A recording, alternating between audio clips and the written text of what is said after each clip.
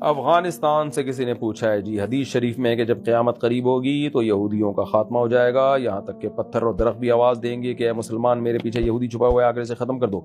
میرا سوال یہ ہے کہ کیا یہ سب یہودیوں کے لیے ہوگا یا یہودیوں کے بارے میں ہوگا جو اسرائیل کا قیام چاہتے ہیں اور مسلمانوں پر ظلم کرتے ہیں؟ ہم آج کل دیکھتے ہیں کچھ یہودی فلسطینیوں کی حمایت کرتے ہیں، لیکن صحیح حدیث میں یہی آتا ہے کہ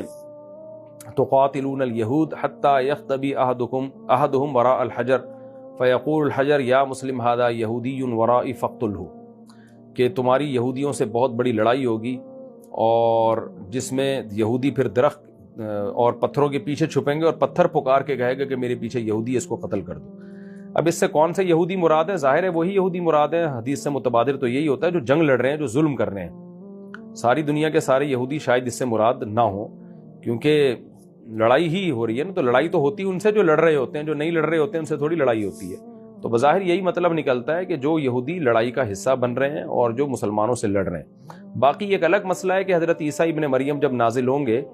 تو کفر کا دنیا میں خاتمہ ہو جائے گا، یعنی جتنے بھی اہل کتاب ہیں، چاہے وہ یہودی ہوں یا وہ عیسائی ہوں، وہ سارے کے سارے اسلام قبول کر لیں گے، اور جو اسلام قبول نہیں کریں گے ان سے لڑائی ہوگی، تو وہ ایک الگ حدیث سے ثابت ہے، اور جہاد ہوگا پھر ان سے حضرت عیسیٰ ابن مریم کے دور میں۔